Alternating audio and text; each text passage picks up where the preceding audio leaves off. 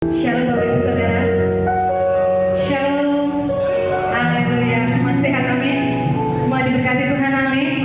Mari kita membawa ucapan syukur kita kepada Allah. Haleluya. Terima kasih Tuhan untuk kebaikan-Mu. Haleluya.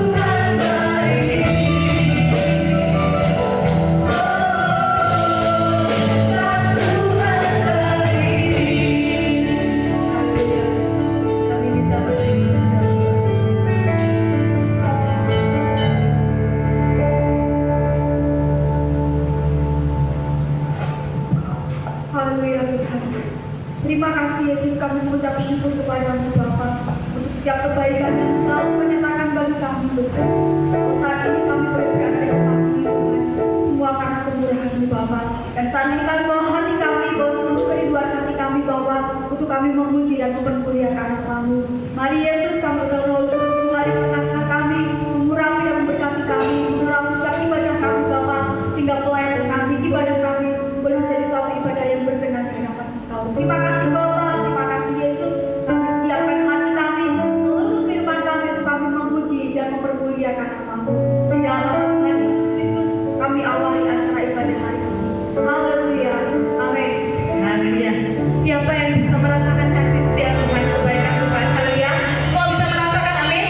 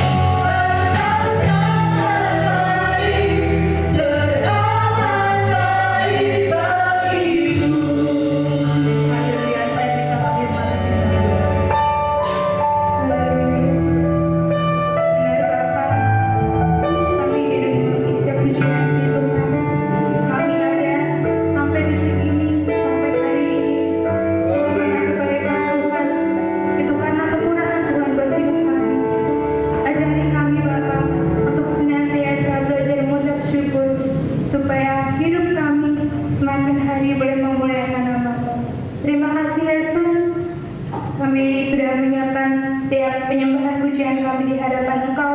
Tiba saatnya hati kami, telinga kami Bapa akan duduk diam untuk menerima firman-Mu, mendengarkan firman-Mu. Kiranya Roh Kudus yang beracara berkat kehidupan kami, bahkan memberkati hamba-Mu Tuhan yang akan sebentar menyampaikan firman-Mu, dan biarkan firman-Mu ini Tuhan boleh menjadi kekuatan buat kami dan boleh mempermuliakan nama-Mu. Terima kasih Yesus, terima kasih Bapa. Kami akan duduk diam untuk menerima firman-Mu hanya di dalam nama Tuhan Yesus Kristus. Haleluya. Amin. Shalom. Puji Tuhan. Selamat sore Bapak Ibu, selamat berjumpa dan salam sejahtera dalam kasih Tuhan kita Yesus Kristus. Bagaimana keadaan saudara? Luar biasa, diberkati Tuhan. Ingin diberkati lagi? Mari kita siapkan hati kita. Tuhan akan memberkati kita melalui kebenaran firman Tuhan. Sore ini saya akan berbicara satu topik tema, yaitu bergaul karib atau akrab intim dengan Tuhan. Ya, temanya apa saudara?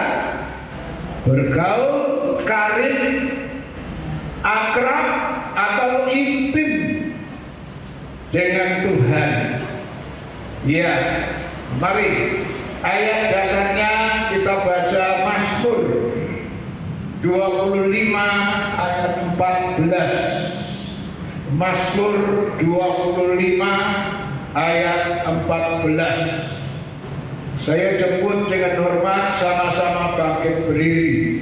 Mazmur 25 ayat 14. Demikian firman Tuhan.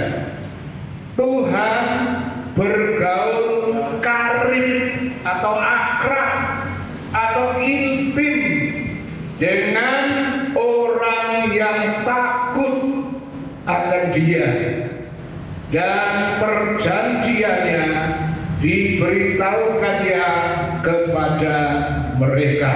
Yang percaya katakan amin. Silakan duduk.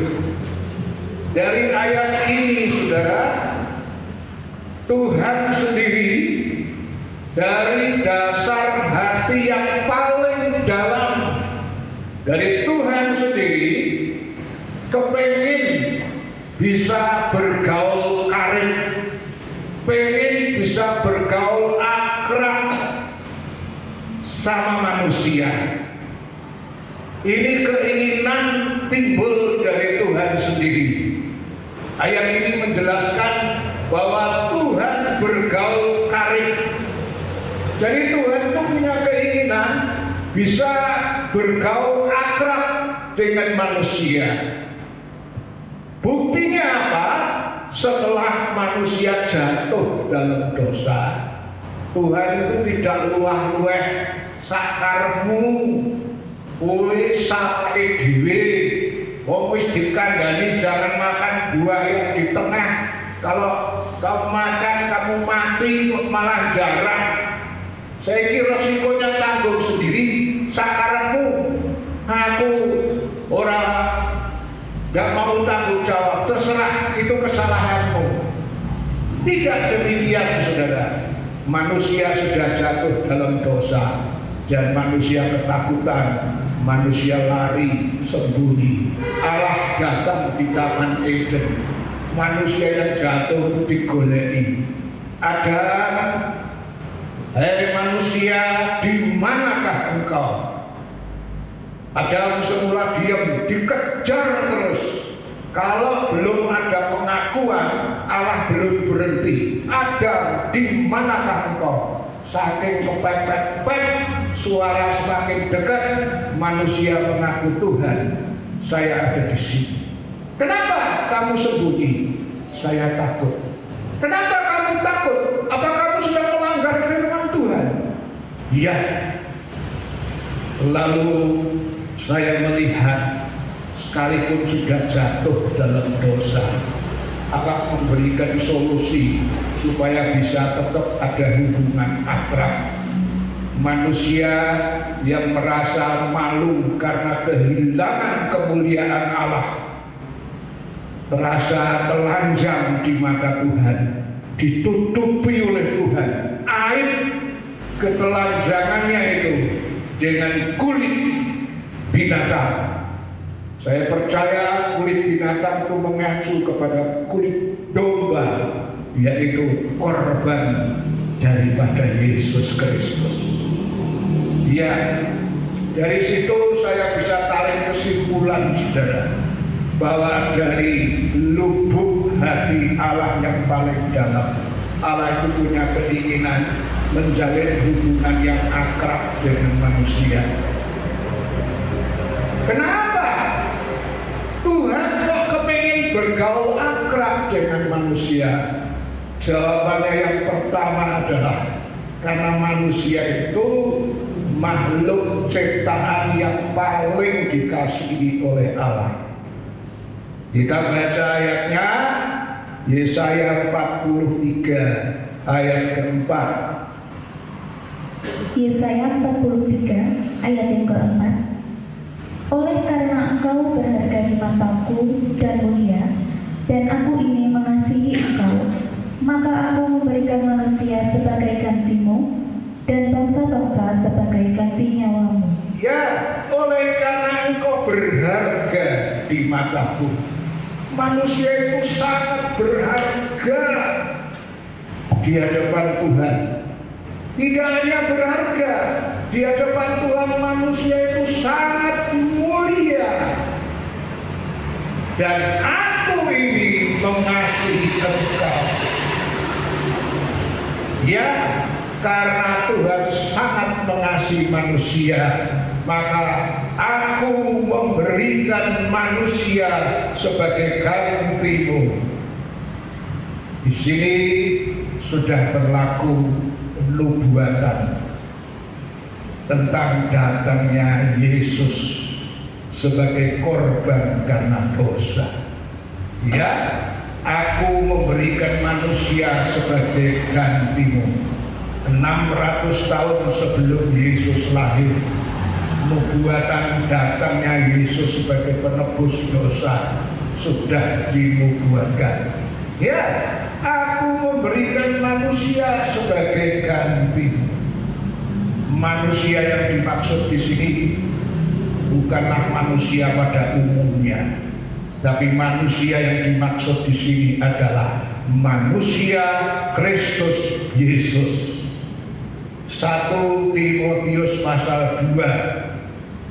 1 Timotius pasal 2 ayatnya mungkin ayat yang kelima ya. Coba tolong dibaca. 1 Timotius 2 ayat 5. Karena Allah itu Esa, dan Esa pula Dia yang menjadi perantara antara Allah dan manusia, yaitu manusia Kristus Yesus. Ya, Allah itu esa, perantaranya juga esa. Siapa? Perantaranya adalah manusia, yaitu manusia Kristus Yesus. Jadi saya 43 yang kita baca dengan 4. Dari situ sudah mulai ada nubuat tentang penebus dosa yang akan menebus manusia. Ya, aku menjadikan manusia sebagai ganti. Yesus Kristus dikorbankan. Ya, kenapa? Kok Allah itu sangat mengasihi manusia? Ya, kenapa? Allah pengen punya hubungan yang akrab dengan manusia. Selain manusia itu makhluk ciptaan yang dikasihi, ya, karena di dalam manusia itu ada persamaannya dengan Allah. Di ciptaan yang lain tidak didapati persamaan dengan Allah. Hanya pada pribadi manusia. Ya, Kejadian 1 ayat 26 mengatakan, baiklah kita menjadikan manusia menurut peta teladan kita. Coba tolong dibaca. Kejadian 1 ayat 26. Berfirmanlah Allah, baiklah kita menjadikan manusia menurut gambar dan rupa kita, supaya mereka berkuasa atas ikan-ikan di laut dan burung-burung di udara, dan atas ternak, dan atas seluruh bumi, dan atas segala binatang melata yang merayap di bumi. Baiklah kita menjadikan manusia menurut peta teladan kita. Di ciptaan lain tidak ada kata menurut peta dan gambarnya Allah. Hanya ada pada manusia. Jadi rupanya dari segala ciptaan tidak ada yang memiliki persamaan dengan Allah. Hanya manusia. Biasanya orang bisa akrab, bisa jatuh cinta terhadap orang-orang yang memiliki persamaan. Misalnya pemuda bisa jatuh cinta sama pemudi, pemudi jatuh cinta sama pemuda, walaupun sukunya lain, bangsanya lain, warna kulitnya lain, kulit hitam, rambut keriting, bisa jatuh cinta sama pemudi yang putih, mungkin mata sipit, ya, anaknya orang kaya. Lo kok mau ya? Beda kulit, beda suku, kenapa? Kamu sih kok bisa lo cinta sama itu, kenapa? Saya tuh senang sama dia karena ada persamaan. Ada persamaan, misalnya persamaan hobi. Sama-sama hobi main musik, sama-sama hobi menyanyi. Ya, persamaan itu bisa membuat orang akrab.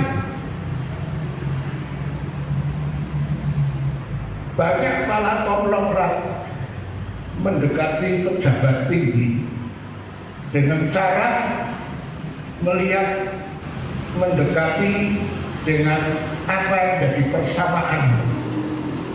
Misalnya kalau kalangan menteri, kalangan elit itu olahraganya kan tidak sepak bola atau voli apa. Biasanya kan tingkat elit senangnya olahraganya misalnya main golf. Pejabat-pejabat itu ya biar agak gengsi itu olahraganya golf. Nah, para konglomerat yang pengen deketi, dia cari tahu dia main golf di mana. Lalu dia ikut main golf. Karena sama-sama bisa mendekati pejabat dengan cara lewat persamaannya. Kalau sudah lewat olahraga golf ya bisa akrab, nah baru mulai cerita. Tolonglah, saya itu punya perusahaan yang sudah sekian tahun izinnya belum keluar. Apa bisa tolong saya? Kalau sudah ada persamaan, ya sudah sini, diam ya, nggak usah cerita-cerita, tak tanda tangani. Banyak dengan cara gitu. Karena apa? Ada persamaan. Kenapa Allah sangat jatuh cinta sama manusia? Karena hanya pada manusia itulah yang ada persamaannya dengan Allah, yaitu menurut peta dan gambar dari Allah. Dan saudara perlu tahu, Allah menebus manusia itu harganya terlalu mahal. Seandainya manusia bisa ditebus dengan emas, perak, kekayaan dunia ini, Yesus tidak perlu turun ke dunia, karena tidak ada harga yang bisa dipakai menebus kecuali anaknya yang tunggal. Iya, maka milik satu-satu yang berharga dikorbankan. Dan itu Allah lakukan, bukan karena terpaksa. Coba itu Yesaya 43 ayat 25. Yesaya 43 ayat 25. Akulah dia yang menghapus dosa pemberontakanmu oleh karena aku sendiri.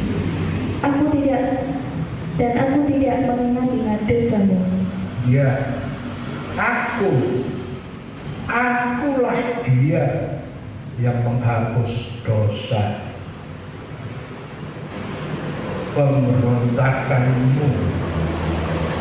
Bukan karena Allah terpaksa, tapi di sini dikatakan oleh karena aku sendiri. Jadi teko karepe Allah sendiri. Dalam dunia ini seringkali ada yang misalnya seorang kaya, anaknya merusak, main judi atau apa, narkoba atau apa, langsung ditangkap polisi dan dipenjarakan. Harus ditebus dengan nilai ratusan juta. Orang tua ini sebetulnya berpikir bahwa duit ratusan juta untuk tebus eman-eman aku salah dhewe bolak-balik tak kandhani supaya ngono. Tapi pertimbangannya kalau nggak tak tebus, apa kata orang? Wong tua pelit, bondone akeh kok anaknya ono kesalahan ora ditebus. Lalu dia tebus, tapi dia ngomong-ngomong sama orang dia, aku kepeksa, bergawa nek ora tak tebus, apa kata dunia? Ya wis kepeksa tak tebus. Tapi kalau Allah melakukan itu bukan karena terpaksa. Akulah dia yang menghapus dosa pemberontakan oleh karena aku sendiri. Karepe Tuhan sendiri. Karena Tuhan mengasihi manusia. Ya, dan aku tidak mengingat-ingat lagi dosa. Ini istimewanya Allah. Kalau manusia sudah kadung jengkel, disakiti orang, tapi orangnya itu minta maaf. Lalu dia bilang, ya wis, kamu tak maafkan. Tapi yang bela-bela apa? Tapi aku tidak bisa melupakan kesalahan yang pernah mirang-mirang. Jadi manusia bilang, aku mengampuni, tapi aku tidak bisa lupa. Manusia itu padahal pelupa, pikun. Tapi kalau sama kesalahan orang, giling-giling terus. Mulut sudah bilang tak ampuni, tapi masih ada yang bela-bela. Sampai kapan aku tak bisa lupa? Sementara Tuhan yang tidak pernah lupa. Nek Gusti Allah sampai lali nanti pohon pepaya berbuah jeruk. Kalau Gusti Allah sampai lali Lombok berbuah terang, karena Tuhan lupa menaruh. Allah tidak pernah lupa, tapi untuk dosa yang sudah diampuni, aku tidak mengingat lagi. Ini keistimewaan Allah kita. Ya, karena Allah sangat mengasihi manusia. Manusia itu berharga, manusia itu mulia di hadapan Tuhan. Itulah sebabnya sekalipun sudah jatuh, dicari oleh Allah. Beda dengan malaikat, sekali jatuh ditendang, dibuang neraka. Iya, Allah mengasihi, menghargai manusia, karena di dalam manusia ada persamaan dengan Sang Penciptanya. Itulah sebabnya dari dasar hati Tuhan yang paling dalam, Dia ingin selalu menjalin hubungan akrab dengan manusia. Mari kita lihat beberapa contoh tentang orang-orang yang menjalin hubungan akrab dengan Tuhan. Misalnya Bilangan 12 ayat 6 sampai 8. Bilangan 12 ayat 6 sampai 8. Lalu berfirmanlah ia, dengarlah firmanku ini, jika di antara kamu ada seorang nabi, maka aku, Tuhan menyatakan diriku kepadanya dalam penglihatan, aku berbicara dengan dia dalam mimpi. Bukan demikian hambaku Musa, seorang yang setia dalam segenap rumahku, berhadapan-hadapan dengan aku berbicara dengan dia, terus terang, bukan dengan teka-teki, dan ia memandang rupa Tuhan. Mengapakah kamu tidak patut menghargai hambaku Musa? Ya, orang yang bisa menjalin hubungan akrab. Contoh-contohnya pertama kita melihat Musa. Ini firman datang ketika Harun dan Miriam memberontak sama Musa. Iya, Tuhan ngomong sama Harun, sama Miriam, apa kamu tidak takut dengan hamba yang rapi kepada yang lain-lain, nabi-nabi ke siapa? Aku mengutus dia melalui mimpi, melalui suara, melalui penglihatan, tapi tidak demikian dengan Musa. Berhadap-hadapan, face to face. Aku demikian. Kenapa kamu begitu berani sama Musa? Dan akibatnya si Miriam kena kusta. Dan Harun akhirnya minta maaf, nyembah sama Musa. Harun ini jadi kakaknya Musa, tapi ketika merasa bersalah menyembah sama Musa dan mengatakan, Tuanku, orang adikku, Tuanku. Ya, Musa begitu dibela Tuhan karena Musa punya hubungan yang akrab. Kalau saudara termasuk orang yang punya hubungan akrab dengan Tuhan, sampai kapanpun, dimanapun Anda akan dibela oleh Tuhan. Ya, Tuhan bilang berhadap-hadapan muka dengan muka. Ya, Musa salah satu contoh orang yang bisa bergaul akrab dengan Tuhan. Yang kedua, kita lihat contoh lain, Kejadian 5, 21 sampai 24. Kejadian 5, 21 sampai 24. Setelah Henok hidup 65 tahun, ia memperanakan Metusalah. Dan Henok hidup bergaul dengan Allah selama 300 tahun lagi. Setelah ia memperanakan Metusalah, dan ia memperanakan anak-anak lelaki dan perempuan. Jadi Henok mencapai umur 365 tahun. Dan Henok hidup bergaul dengan Allah, lalu ia tidak ada lagi, sebab ia telah diangkat oleh Allah. Ya, Henok ini salah satu contoh juga orang yang bergaul dengan Allah. Selama berapa tahun, saudara? 300 tahun. Satu jumlah yang fantastis, cukup lama. Kalau ada orang jalin persahabatan sampai 50-70 tahun saja, aku ini bersahabat dia puluhan tahun. Henok bergaul dengan Allah 300 tahun. Jadi ceritanya Henok itu umur 65 tahun, punya anak Metusalah. Ya, punya anak Metusalah. Setelah punya anak Metusalah, setelah itu Henok bergaul dengan Allah 300 tahun. Setelah 300 tahun bergaul dengan Allah, lalu umur 365 Henokh diangkat oleh Allah, satu-satunya manusia yang tidak mengalami mati.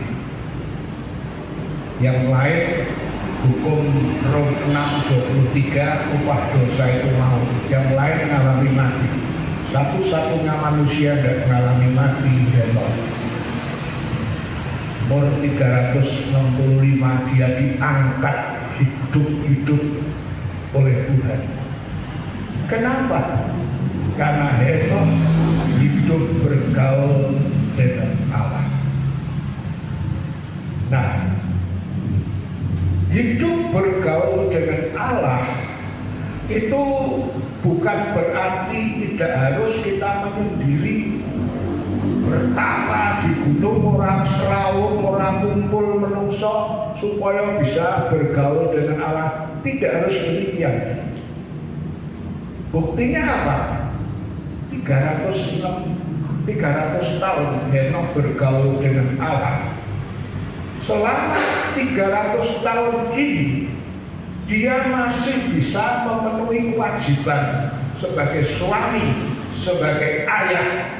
Buktinya apa? Kalau saudara baca tadi, setelah 65 tahun Henokh bergaul Allah 300 tahun, dan selama 300 tahun Henokh masih memperanakkan beberapa anak. Jadi bojone Henokh metu karo sapa kalau tidak sama Henokh. Setelah itu 300 tahun itu istrinya Henokh masih punya beberapa anak laki dan perempuan. Berarti bergaul dengan Allah tidak harus menyendiri neng alas. Dia masih bisa melakukan kewajiban sebagai ayah, sebagai suami. Dia masih bisa bertetangga dengan sekitarnya, tapi dia bergaul dengan Allah. Jadi hati-hati dengan golongan yang terlalu ekstrim, tokoh bergaul dengan Allah, sorak gelem kumpul karo menungso, menyendiri, itu malah jadi sandungan. 300 tahun dia bergaul dengan Allah, tapi dia bergaul juga dengan istrinya sampai punya beberapa anak, masih tetap bertanggung jawab. Kita tidak boleh lalu saya mau dekat sama Tuhan terus nang gereja terus ora eling gawean, ora eling bojone, ora eling anake, ya itu malah jadi sandungan. Kita dekat sama Tuhan, dekat, tapi juga tidak artinya kita harus menjauhi Yesus supaya hidup ini jadi berkah. Yang penting, apa sih artinya hidup bergaul dengan Allah, dan apa syaratnya supaya bisa hidup bergaul dengan Allah? Kembali ke Mazmur 25 ayat 14, syaratnya itu apa? Mazmur 25 ayat 14, Tuhan bergaul karib dengan orang yang takut akan Dia, dan perjanjiannya diberitahukannya kepada mereka. Ya, ini syarat. Pengen punya hubungan intim sama Tuhan? Pengen enggak, saudara? Pengen enggak? Pengen? Syaratnya bukan karena punya duit. Syaratnya bukan karena Anda seorang yang pintar. Syaratnya bukan karena Anda punya kedudukan. Bukan itu. Syaratnya Tuhan bergaul karib dengan orang yang takut akan Dia. Syarat bisa bergaul dengan Allah, punya sifat takut akan Tuhan. Takut akan Tuhan itu bukan berarti lalu menjauhi Tuhan. Beda kalau wedi karo binatang buas. Misalnya kayak neng gede Gunung Sindoro siapa teh macane. Wah, wedi karo macan ojo sok neng Gunung Sindoro. Itu tidak takut sama binatang buas. Nek takut sama setan gitu. Kayak neng gede ringin kau kesetani, mulai ojo cedak kono medeni. Ini takut sama setan, sama binatang buas itu menjauhi. Tapi nek takut sama Tuhan bukan berarti lalu menjauh dari Tuhan, tidak. takut akan Tuhan itu buktinya kita bisa lihat di Mazmur 128 ayat 1 dan ayat 2. Mazmur 128 ayat 1 dan 2. Berkat atas rumah tangga, nyanyian ziarah. Berbahagialah setiap orang yang takut akan Tuhan, yang hidup menurut jalan yang ditunjukkannya.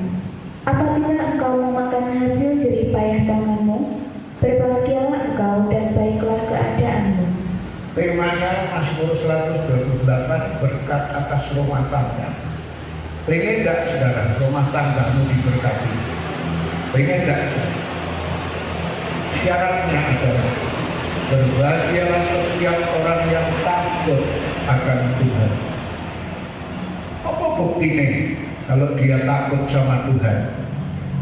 Yang hidup menurut jalan yang ditunjukkannya. Bicara tentang hidup menurut jalan yang ditunjukkan, saya ingat Bapak Abraham. Bapak Abraham, dia seorang yang punya hubungan intim sama Tuhan. Dan dia hidup menurut jalan yang ditunjukkan. Di Kejadian pasal 12, Tuhan ngomong sama Abraham, pergilah dari negerimu, dari rumah bapakmu, dari kaum keluarga. Pergi kemana Tuhan? Tempat yang akan kutunjuk kepadamu. Abraham keluar dari Ur Kasdim, padahal dia sudah mapan di situ. Dia pergi. Dia kemana? Kalau ditanya tahu boleh mau di Hamburg ya roe gini. Ini Abraham hidup menurut jalan yang ditunjukkannya. Tempatnya belum tahu, tapi dia yakin Allah tidak nyasar Allah tidak nyilakake. Dia berangkat. Saya sudah sering kali mengatakan, karena nggone roh itu Abraham tiap hari, tiap saat harus punya kontak dengan Tuhan. Taruhan yang nggone wis ngerti.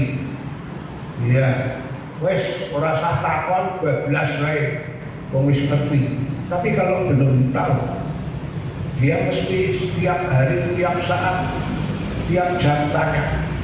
Mungkin ketemu pertigaan dia berhenti, ketemu perempatan, ketemu perlima, dia tanya Tuhan, saya harus yang lurus atau belok kanan atau belok kiri.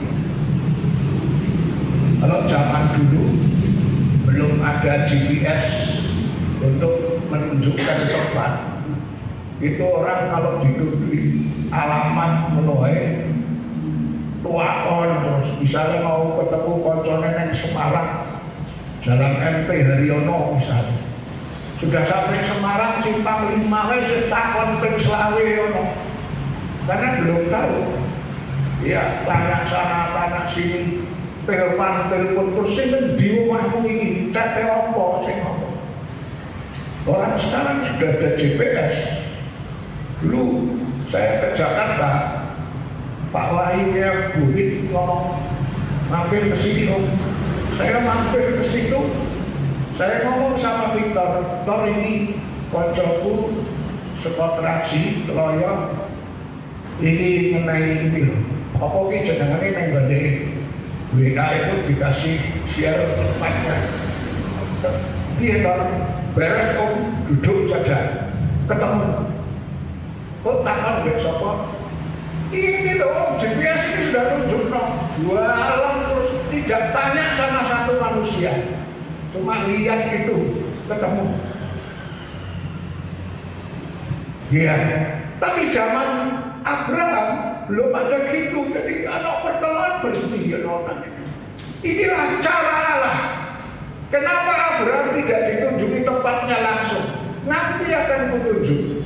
Supaya Abraham selalu punya kontak dengan Tuhan. Hari-hari melalui bersama Yesus. Tiap hari harus tanya. Tuhan ingin sengaja orang dituduhi supaya ada konteks terus sama Tuhan. Tuhan ingin bergaul akrab. Seringkali Tuhan tidak memberitahu kita apa-apa secara borongan. Sampai rezeki pun tidak Tuhan ngajar, berilah kami makanan kami setahun ini, tapi berilah kami makanan rezeki pada hari ini secukupnya. Supaya apa? Besok sembahyang lagi untuk itu. Tuhan ingin supaya ada kontak. Ya, inilah bukti dari orang yang hidup takut akan Allah, hidup menurut jalan yang ditunjukkannya. Dan orang yang hidup menurut jalan yang ditunjukkan itu ada bukti konkret. Mazmur 128 ayat 2, apabila engkau makan hasil jerih payah tanganmu, berbahagialah engkau dan baik keadaan. Orang yang takut akan Tuhan, hidup menurut firman Tuhan, rezekinya diperoleh dari secara halal, dari susah payah, bukan dari menipu, bukan dari korupsi, bukan dari manipulasi data. Orang yang takut akan Tuhan, mungkin dia bisa tipu sana, tipu sini, tapi dia tidak tahu.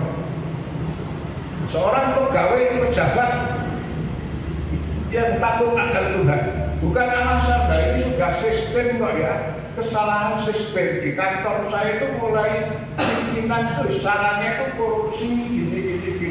Dan saya anak buahnya nggak ikut-ikut, dipecat. Ya saya kepeksa karena sistem. Orang yang takut akan Tuhan lebih baik dipecat daripada saya tidak hidup menurut jalan yang ditunjukkan.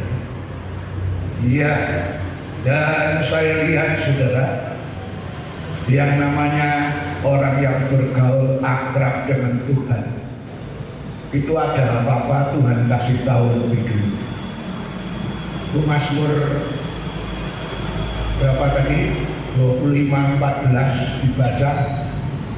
Mazmur 25 ayat 14. Tuhan bergaul karib dengan orang yang takut akan Dia, dan perjanjiannya diberitahukannya kepada mereka. Ya, dan perjanjiannya, rahasia-rahasianya diberitahukannya kepada orang yang takut akan Tuhan. Abraham punya hubungan akrab. Abraham disebut sahabat Allah. Segala perjanjian Tuhan, rahasia Tuhan, Abraham tahu. Sebelum Sodom dibakar, Lot yang tinggal di sana malah belum tahu. Abraham lebih tahu. Karena apa? Punya hubungan yang akrab. Tuhan kasih tahu. Iya. Nuh seorang yang bergaul dengan Allah. Nuh juga tahu apa yang akan terjadi.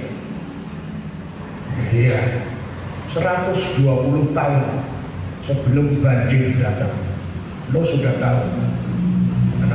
Nuh bergaul. Kejadian 6 ayat 8 dan 9. Kejadian 6 ayat 8 dan 9. Tetapi Nuh mendapat kasih karunia di mata Tuhan.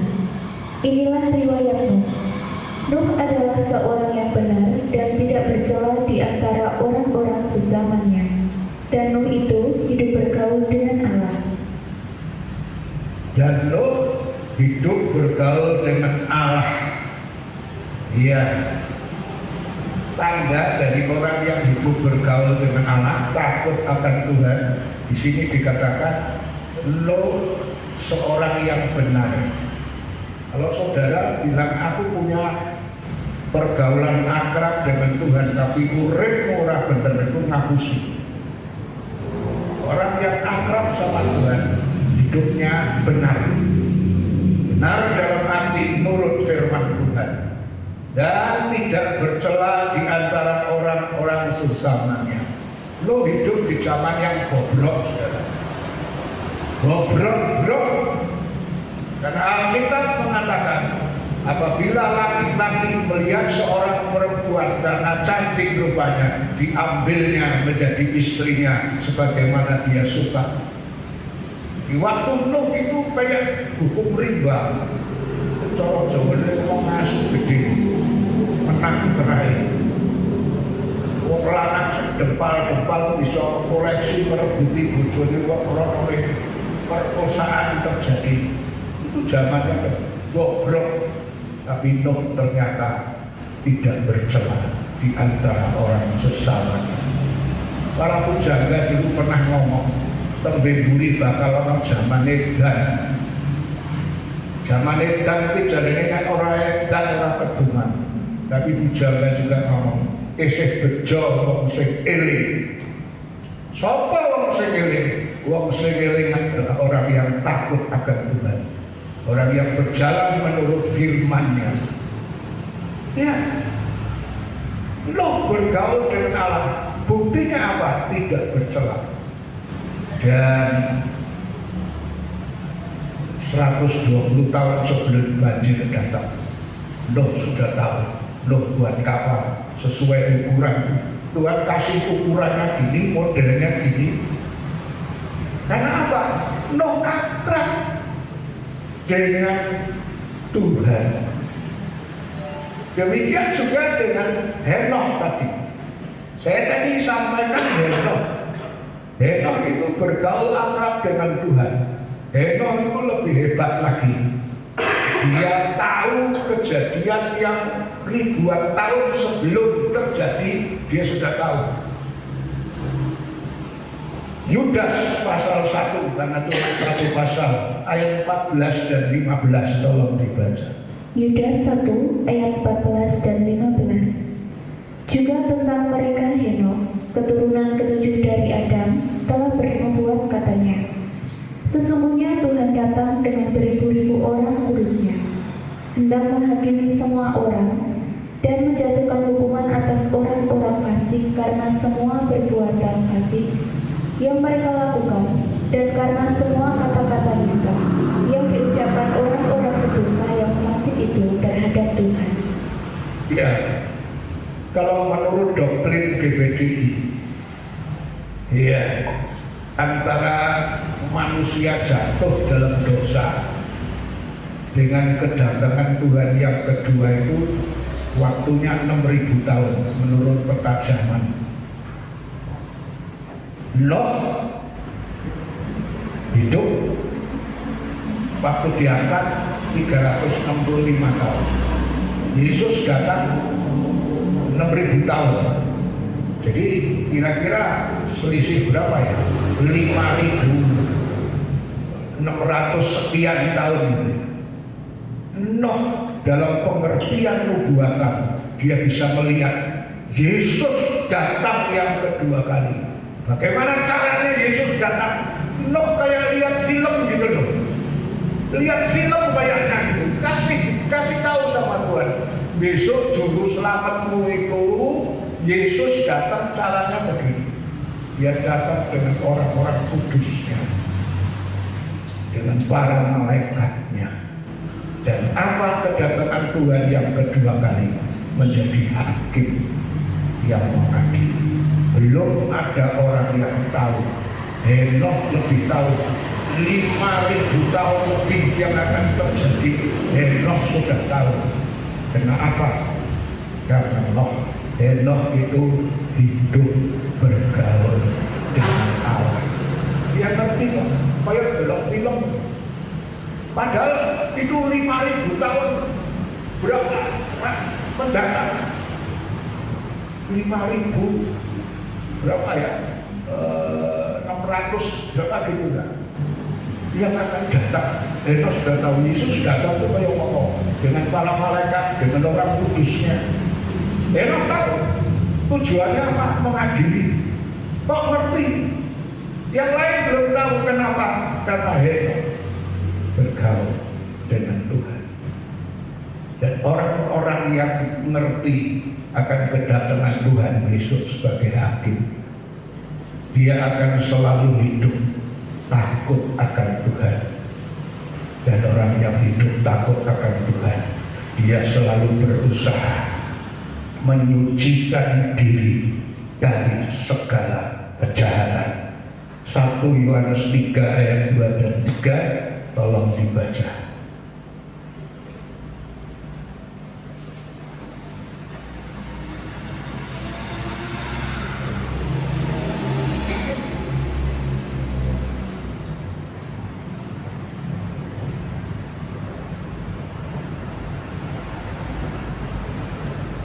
Yohanes 3 ayat 2 dan 3. Saudara-saudaraku yang kekasih, sekarang kita adalah anak-anak Allah, tetapi belum nyata apa keadaan kita kelak. Akan tetapi kita tahu bahwa apabila Kristus menyatakan dirinya, kita akan menjadi sama seperti Dia, sebab kita akan melihat Dia dalam keadaannya yang sebenarnya. Setiap orang yang menaruh pengharapan itu kepadanya, Setiap orang yang menaruh pengharapan itu kepadanya, yaitu mengharapkan kedatangan Tuhan. Kedatangan Tuhan yang kedua itu akan memurnikan gereja, yang membuat kita menjadi sempurna, sama seperti Tuhan. menyucikan diri sama seperti Dia yang adalah suci. Dia akan menyucikan diri. Saya percaya karena Henokh ngerti kedatangan Tuhan jadi hakim. Selama hidup Henokh selalu hidup dalam takut akan Tuhan dan selalu menyucikan diri.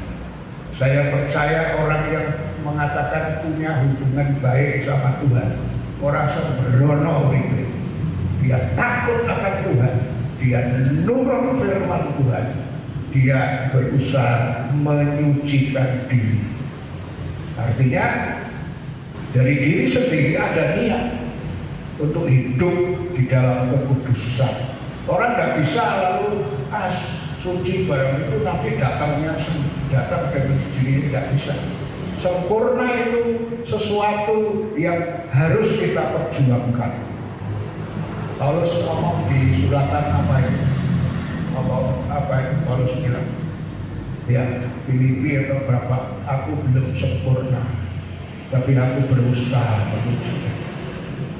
Ya, Henokh bergaul dengan Tuhan, mengerti kedatangan Tuhan sebagai hakim, dan karena itu selama hidup Henokh selalu hidup takut akan Tuhan, menyucikan diri. Ya, saya percaya kalau saudara bergaul akrab dengan Tuhan, selalu ditandai hidup tidak bercela, hidup menurut firman Tuhan, takut akan Tuhan. Dan orang yang demikian, apa-apa yang akan terjadi sebelumnya, Tuhan bisa kasih tahu, Tuhan bisa hindarkan kita. Sekarang ini zamannya COVID, banyak orang takut dengan hal-hal ini. Tapi yang saya perlu pesan adalah, yang penting punya hubungan akrab, intim, takut akan Tuhan, nurut firman Tuhan. Tuhan bisa menjaga, melindungi kita dari segala malapetaka yang akan terjadi. Resepnya adalah takut akan Tuhan, hidup menurut jalan yang ditunjukkan. Jangan ikut-ikut pola dunia. Pola dunia ini jangan kok tembigur itu zaman ini sedan. Saya orangin dan orang kediman. Tapi Pujangga akhirnya ngomong, isih bejo sing eling. Sapa sing eling? Orang yang akrab dengan Tuhan, orang yang takut akan Tuhan. Dia tidak mau ikut-ikutan sama pola dunia. Dia punya sistem hidup menurut pola dari Tuhan. Saudara akan terpelihara dari semua kesusahan yang akan terjadi. Mari kita datang sama Tuhan. Lebih dalam lagi, cinta Yesus.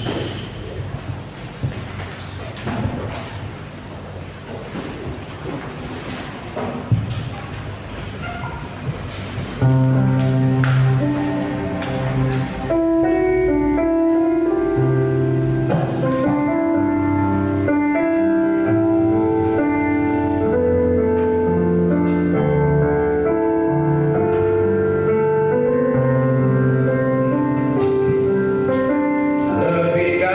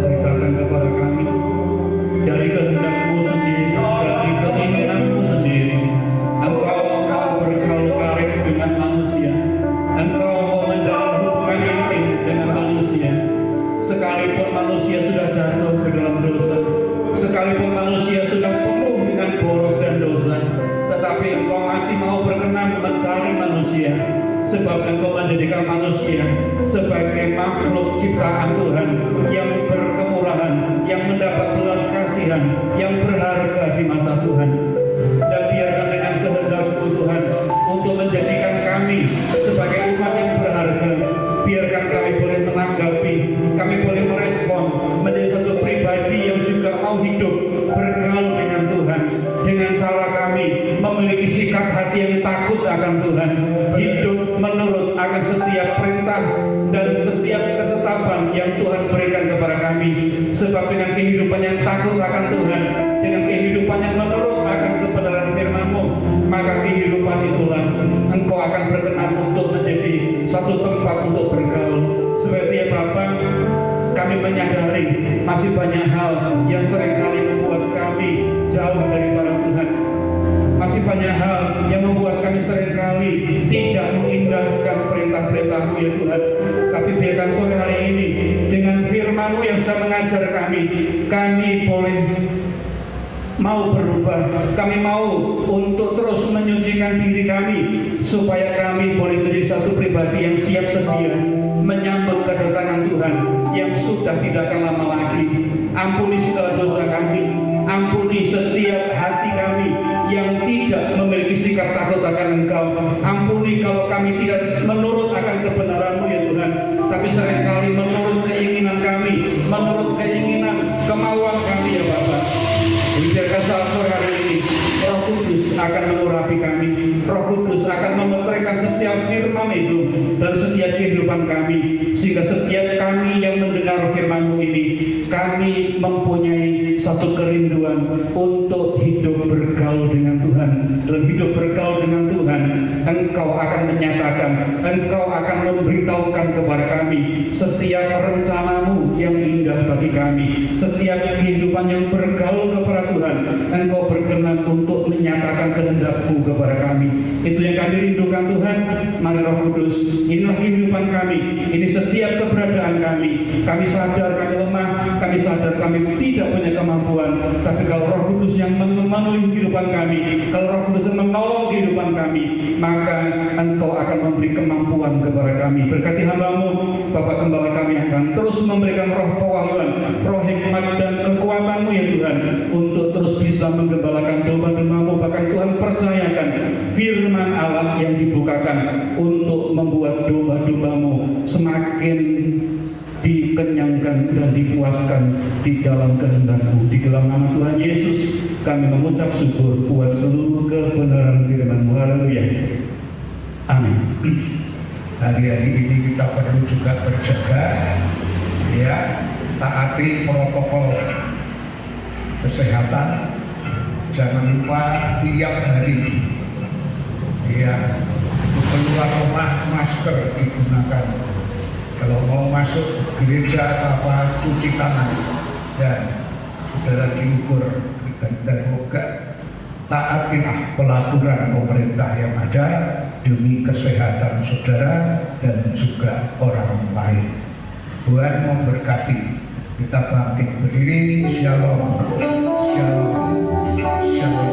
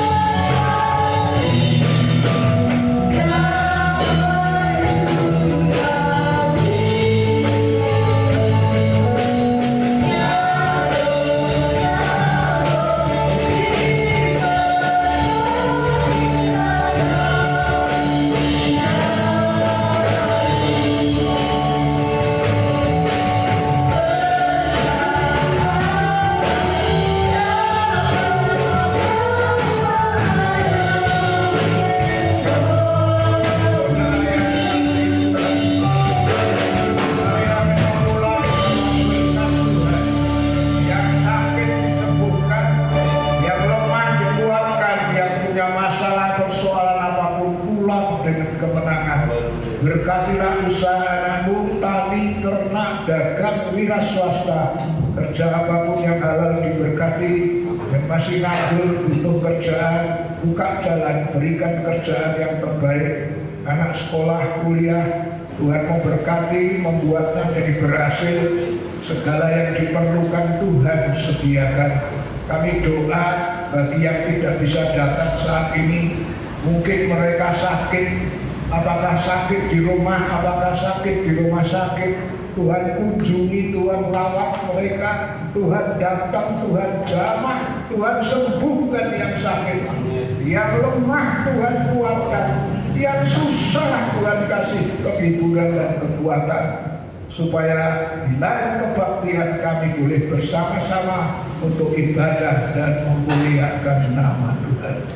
Pulanglah, bawalah berkat dari Allah Bapa, kasih sayang dari Tuhan Yesus, dan persekutuan Allah Roh Kudus menyertai saudara dan saya saat ini sampai Maranatha, Tuhan Yesus datang kembali. Haleluya, amin. Tuhan memberkati.